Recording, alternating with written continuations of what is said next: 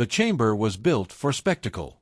White stone curved upward into a dome of crystalline light panels that burned like artificial suns. Every surface gleamed. Every echo was intentional. Sound traveled perfectly here: outrage, applause, condemnation. At the center stood a single figure. Small. Human. Her wrists were locked in a gravity-restraint field that held her upright without support. No chains. No visible bindings. Just invisible force pressing against bone. A calculated mercy. Or a calculated humiliation. Tiered balconies circled the chamber in ascending rings, each occupied by alien delegates in ceremonial attire, scaled armor, flowing membrane robes, bioluminescent crests pulsing in subtle patterns of status and hierarchy. The High Council of the Valari Combine was in full assembly. At the highest tier, seated in a crescent arc of obsidian thrones, the ruling triarchs watched with detached precision. The central triarch rose. Tall. Angular. Skin like polished marble veined with faint silver circuitry. For eyes focused downward at the human girl. Subject designation: Mara Ellison, the triarch intoned. Her name echoed through translation nodes embedded in the chamber walls. Mara stood barefoot on the luminous platform. Her uniform had been stripped of insignia. Bruises darkened her cheekbone. Dried blood marked her lower lip. She was 17. And completely alone. You stand accused of espionage, interference in combined governance, and incitement of insurrection among compliant populations, the Triarch continued. A holographic display flickered into existence above her head, footage of her passing encrypted data to underground resistance cells. Disabling compliance towers. Smuggling food into restricted districts. The evidence was real. The context was missing. You acted without diplomatic immunity. Without sovereign protection, another Triarch added coolly. Earth has denied direct authorization. A lie. But Earth's official channels had remained silent for 12 hours now. Mara lifted her chin. The gravity field increased pressure slightly, a reminder. Your actions resulted in destabilization across 3 sectors, the Central Triarch said. The Combine maintains order through structure. You introduced chaos. A murmur of agreement swept the balconies. Some species watched with indifference. Others with mild curiosity. A few leaned forward in visible disdain. Humans were recent entrants to interstellar politics. Young. Unrefined. Expendable. The verdict was never in doubt. Sentence: immediate execution, the Triarch declared. The chamber brightened. Energy conduits hummed beneath the platform, charging. A few delegates applauded politely. Not cruelly. Just procedurally. This was law. This was order. Mara inhaled slowly despite the pressure on her ribs. Her heart was racing, but her voice, when she spoke, did not tremble. You built your empire on silence, she said. The translation grid carried her words across the dome. The Triarchs did not interrupt. You think killing one human ends resistance? A faint smile touched her mouth. It doesn't. The execution platform began to glow beneath her feet. You will see, she said, meeting the Central Triarch's gaze directly, what happens when Earth awakens. The energy surged. White light consumed the platform. The chamber applauded. And far beyond the Valari core systems, something shifted in the dark. There was no retaliation. Not that day. Not the next. No fleet signatures pierced Valari space. No emergency transmissions from Earth. No sanctions. No ultimatums. Just silence. Across the galactic networks, commentary bloomed like fungus. Predictable, one Valari delegate remarked during a follow-up session. Humans posture. They do not persist. Another species ambassador laughed softly during a trade summit. A child operative caught playing resistance hero. Earth will issue a statement and move on. Markets stabilized within 48 hours. Valari patrols swept their borders, scanning for mobilization signatures. Long-range sensors extended outward toward Sol. Report after report returned the same conclusion. No activity. No fleet expansion. No abnormal energy spikes. Earth's orbital lanes remained orderly. Civilian traffic flowed in predictable patterns. Diplomatic vessels arrived and departed on schedule. From space, Earth looked almost serene. Blue oceans. White cloud systems spiraling across continents. Defense satellites held in standard geostationary grids. The Volari Council reconvened briefly to address the human question. The Central Tri-Arch listened to patrol commanders recite data. No unusual military output. No mass conscription. No encrypted fleet movement. Public unrest minimal. A projection of Earth rotated in the chamber's center. Peaceful. Stable. Quiet. Then the matter is concluded, the Tri-Arch said. And the galaxy agreed. Across interstellar news streams, analysts debated humanity's weakness. Some claimed internal division. Others suggested Earth's leadership had calculated the cost of open war and chosen submission. Memorial posts circulated briefly on fringe human networks. Then even that slowed. The Combine interpreted the silence correctly, according to their own logic. Power responds instantly. Strength retaliates visibly. Dominance demands immediate correction. Earth had done none of those things. So Earth must be afraid. Volari patrol ships drifted lazily along contested borders, scanning less frequently now. Fleet commanders reassigned vessels back to trade escort duty. The crisis had passed. But deep beneath Earth's oceans, sealed drydocks opened. Inside asteroid belts catalogued as mineral depletion zones, thermal signatures flared for the first time in decades. Long-range communication buoys blinked once, encrypted, directional, invisible to standard scans. On the surface, Earth held candlelight vigils. Public statements remained restrained. "We grieve," the Secretary-General said calmly before the Assembly. "No threats. No promises. Just grief." To the galaxy, it was weakness. To Earth, it was mourning. And mourning, when properly understood, was not passive. It was preparation.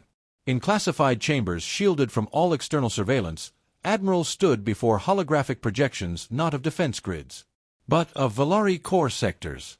Fleet manifests updated quietly. Old designations were reactivated. One phrase circulated through secured command channels. Awakening protocol confirmed. No broadcast. No warning. Just a gradual, precise shift in gravitational patterns as vessels long believed decommissioned altered course in the dark. The Volari Combine saw calm. They mistook it for surrender. They did not know that Earth had already moved beyond anger and into intent. The first crack appeared beneath the Antarctic ice shelf. Not loud. Not violent. Just a fracture line spreading in slow, deliberate silence beneath kilometers of frozen mass. Deep below the white desert, massive doors that had not moved in 43 years began to separate. Hydraulic locks disengaged with a low, seismic groan. Frost cascaded into black water as ancient hulls rose inch by inch from concealed drydocks carved into continental bedrock. Their hulls bore no modern insignia. They did not exist in any public registry. They had been built during a different era, when humanity had first looked outward and decided survival required more than optimism. Above the ice, satellites registered nothing unusual. Cloud cover masked thermal signatures. To the galaxy, Antarctica remained a dead continent. Beneath it, engines older than most interstellar alliances began to hum. In the Pacific, far beyond civilian shipping lanes, ocean platforms classified as climate stabilization arrays shifted configuration. Massive ring structures unfolded like metallic flowers. Sections of sea churned as armored spines rose from the depths. Water streamed off black composite hulls. Carrier frames. Drone cradles. Mass accelerators sealed in pressure casings for half a century. In orbit, Earth's civilian traffic remained steady. Tourist stations rotated lazily. Research vessels docked and undocked with routine precision. Then the dark side of the moon flickered. Not visibly. But in the deep spectrum bands only military instruments would notice, if they were close enough. They weren't. Crater walls split open along pre-existing fault lines. Dust plumes rose without sound. Underground hangars that had been written off as abandoned mining shafts powered up one by one. Rows of vessels ignited in silence. No triumphant launch. No fireworks. Just gravity fields engaging, one at a time. On the far side, ancient fusion cores came online with a resonance that vibrated through regolith and stone.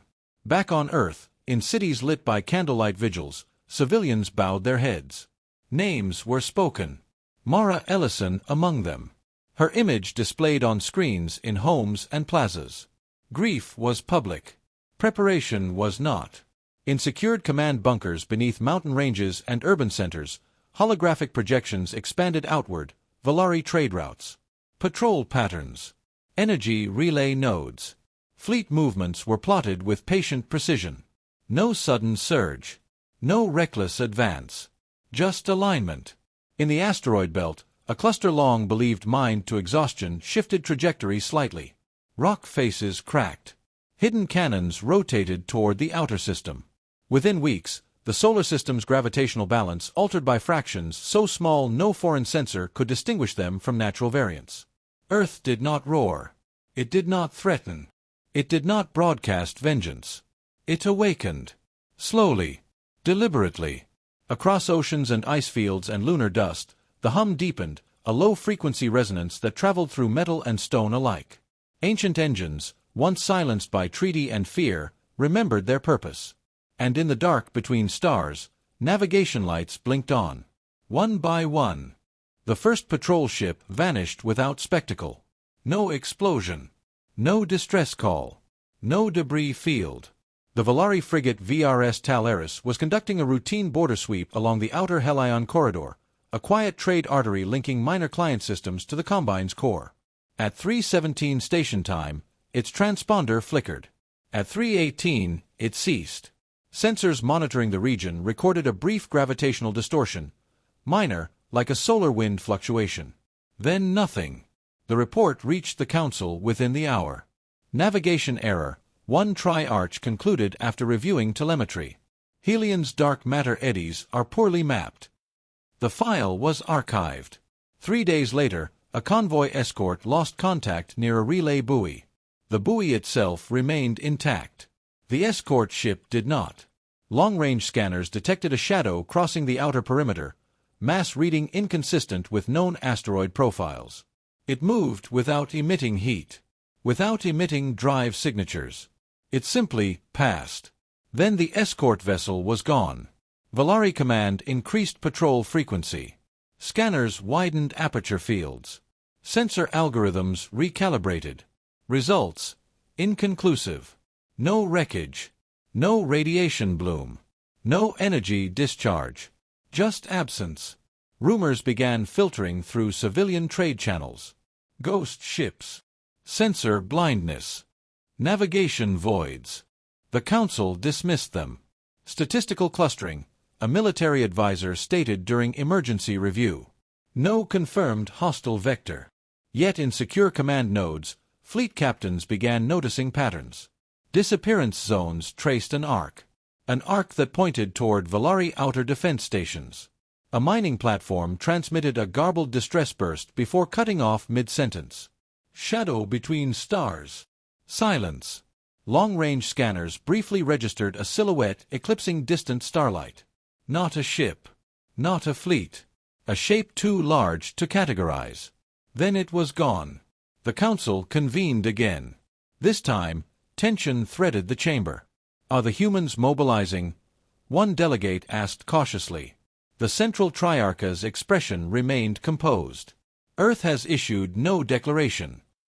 Declarations are not required for action, another countered. Patrol density has increased, the triarch replied evenly. No confirmed engagement. No debris. No proof. Therefore no threat. Officially. Unofficially, defense grids shifted from passive monitoring to alert readiness. Valari border systems dimmed external lighting to enhance sensor contrast. And then, on the 6th day after the first disappearance, every Valari military channel received the same signal. No origin trace. No encryption header. It bypassed firewall protocols as if they did not exist. The message contained no imagery. No emblem. Just audio. Clean. Unfiltered. A human voice. Measured. You killed one. A pause. In the background, something vast hummed, low, resonant, mechanical. We rise. The transmission ended. No signature. No coordinates. Across the Valari core systems, silence followed. The Tri-Arch did not speak immediately. For the first time since Mara Ellison's execution, the chamber felt smaller. Because somewhere beyond sensor range, something had answered. The Valari listening station at Orin's Reach was not meant to be defended. It was too far from the core systems to justify a fleet presence and too valuable to abandon. Positioned at the edge of a sparsely populated corridor, it monitored subspace currents and civilian traffic, quiet work, routine. 32 personnel. 2 light escort frigates. Standard defense grid. At 2:11 station time, the grid blinked. Not offline. Just delayed. A fraction of a second. Long enough. The first impact came without warning. A rail slug the size of a shuttle tore through the primary shield emitter before alarms finished initializing. No energy bloom. No flare. Just a hole. The second shot followed the first through the same breach vector, punching through the station's central reactor housing. Internal containment failed instantly. No prolonged overload. No dramatic cascade. The reactor simply died. The escort frigates moved to respond. They never acquired a target lock. Their sensors filled with static, not jamming, but overload from too many false returns. Shadows. Movement where nothing should be. The first frigate's drive core was severed by a kinetic strike from below the ecliptic plane, an angle its shields weren't designed to prioritize. The second attempted evasive burn. A human destroyer appeared for 0.7 seconds on visual spectrum, black hull, no running lights, engines flaring white. It fired once. The frigate split cleanly in half. Then the destroyer vanished. No jump signature. No warp flare. Gone. On Orin's Reach, emergency bulkheads tried to seal sections already venting atmosphere into vacuum. Personnel scrambled toward escape pods. Half deployed. Half did not. A final transmission left the station before total systems failure. Unknown fleet, multiple vectors, they're inside the perimeter. Silence. 8 minutes. That was the duration of the engagement. When Valari rapid response vessels arrived, they found debris drifting in quiet orbit. No enemy presence. No residual engine trails. No communications beacon. Just wreckage. The strike had targeted only military infrastructure. Civilian trade buoys in the same sector were untouched. Mining platforms, intact.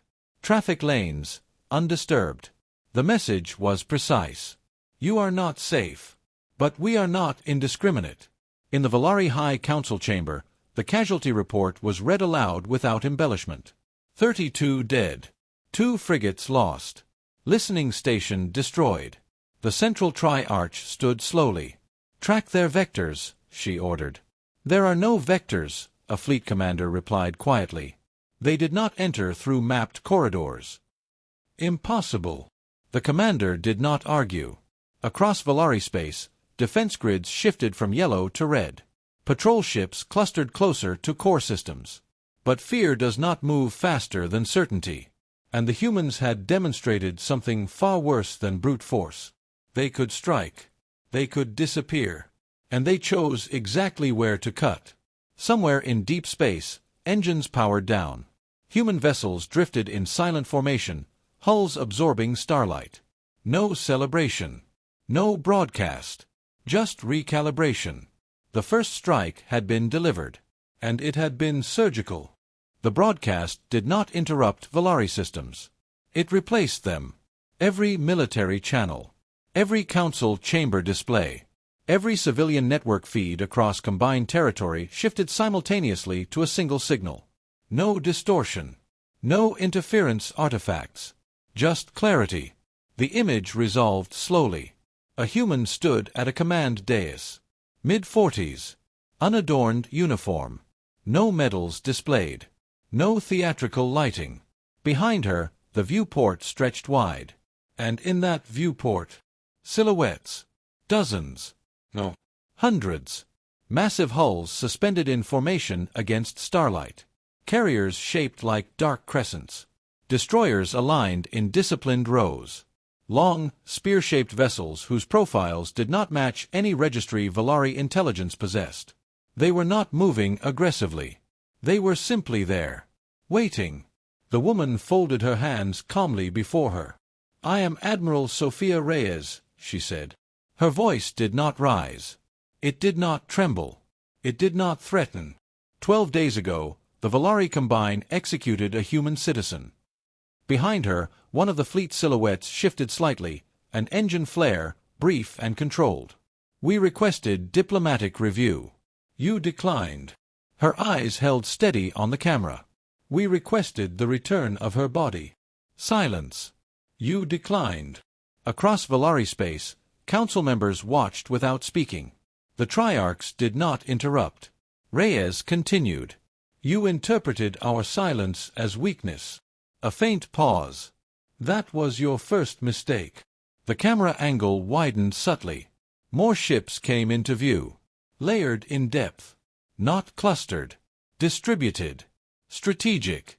"We hid because we wished for peace," Reyes said evenly. "We built fleets in secret because history taught us that those who desire peace must prepare to defend it." No swelling music. No emotional rhetoric. Just fact. For 2 generations, Earth reduced its visible military presence to integrate peacefully into the interstellar community. Another pause. "We did not dismantle it." Valari defense analysts began calculating tonnage, firepower ratios, projected engagement losses. The numbers were not comforting. Reyes inclined her head slightly. "You executed a civilian operative who exposed systemic enslavement within your territory." Behind her, a projection flickered briefly. Documentation of collar systems, forced compliance codes, execution footage.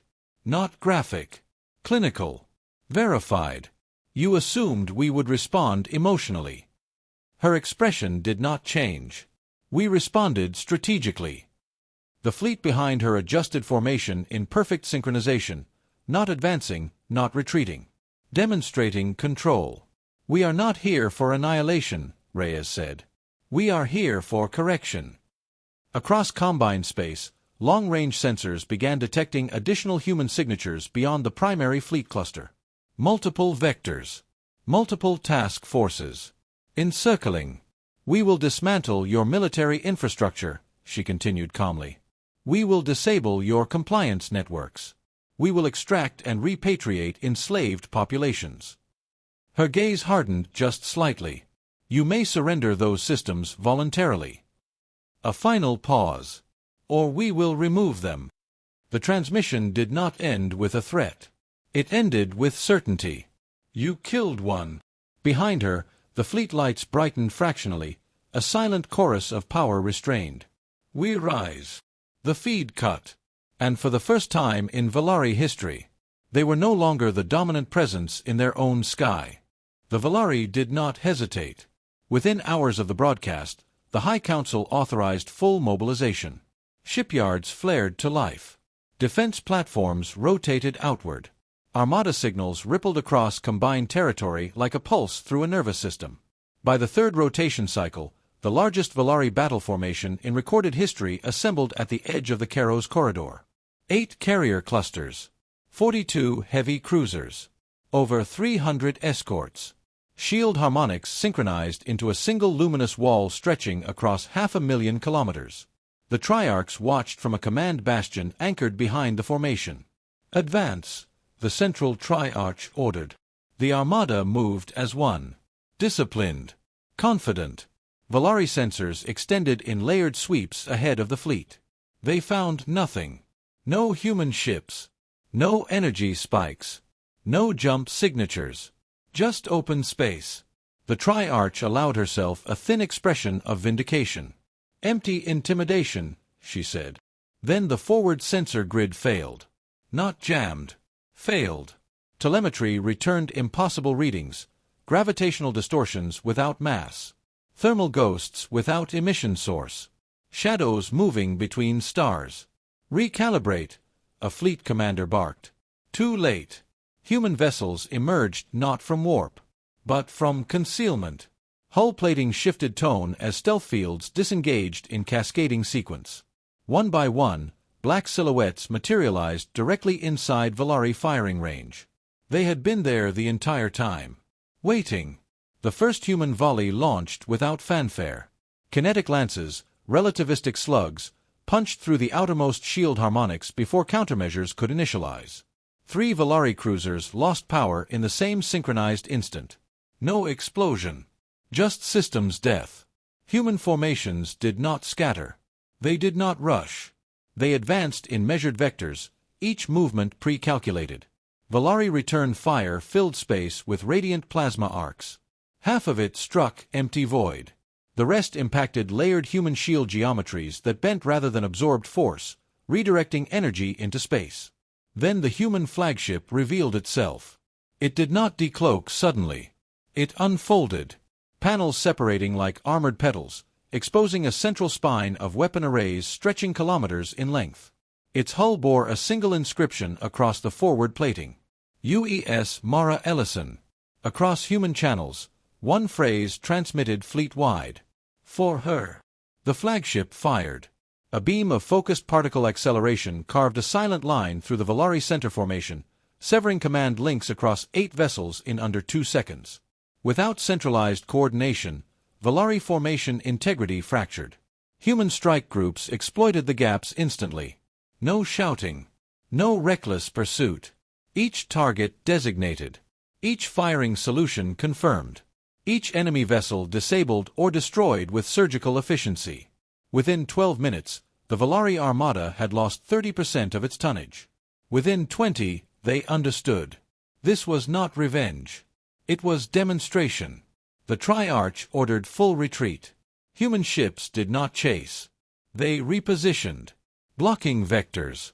Containing. Overwhelming without frenzy. Precision superiority. When the Volari flagship attempted emergency warp, its drive core shut down remotely. Targeted EMP insertion delivered by a human stealth corvette that had never been detected. Silence fell across the battlefield. Human vessels held position. Unshaken. Dominant. And in the center of it all, the UES Mara Ellison powered down its primary array. Mission Phase 1 complete. The Volari Armada drifted in broken formation. Disabled hulls rotated slowly through debris fields that had once been considered impenetrable defensive lines. Emergency beacons pulsed weakly. Escape craft scattered like fragments of a shattered crown. Human ships did not fire again. They did not need to. Across combined territory, civilian networks filled with footage captured from distant observation arrays, black human vessels holding perfect formation around the crippled Volari fleet. No pursuit. No looting. No extermination. Just containment. The High Council chamber was no longer unified. Delegates argued in overlapping frequencies. Accusations surfaced openly. Military commanders demanded emergency powers. Economic ministers calculated collapse projections in real time. The Triarchs sat in stunned silence. For the first time in Volari history, their authority had been visibly broken in front of the galaxy. Client species began sending quiet inquiries. Neutral powers began withdrawing trade commitments. Some subjugated systems ceased compliance broadcasts entirely. Fear did not explode. It spread. Measured. Persistent. The myth of Volari inevitability fractured in a single engagement. And in its place, a new myth began forming. On every major network, the human transmission returned. Not hacked. Not forced. Formally broadcast through diplomatic channels this time. Admiral Sophia Reyes stood once more before the viewport of the UES Mara Ellison. Behind her, the fleet remained in silent orbit around the disabled Volari formation. No triumph banners. No victory anthems. Just disciplined stillness. "We warned you," she said calmly. The galaxy listened. "You mistook restraint for incapacity." Behind her, engineers from multiple species were already docking with captured Volari vessels, disabling compliance systems, opening detention compartments, cataloging evidence. "This conflict ends when your enslavement infrastructure ends," Reyes continued. "We will not occupy your worlds. We will not erase your people." Her gaze did not waver. But we will erase the systems that allowed you to execute a child and call it order. Across Valari core systems, subordinate governors began transmitting surrender acknowledgments without waiting for council authorization. Military commanders powered down weapon arrays voluntarily. The Triarchs watched as the Combine unraveled not from annihilation, but from inevitability. Reyes gave no smile, no visible satisfaction. Peace remains available, she said. Submission through fear does not. The transmission shifted briefly.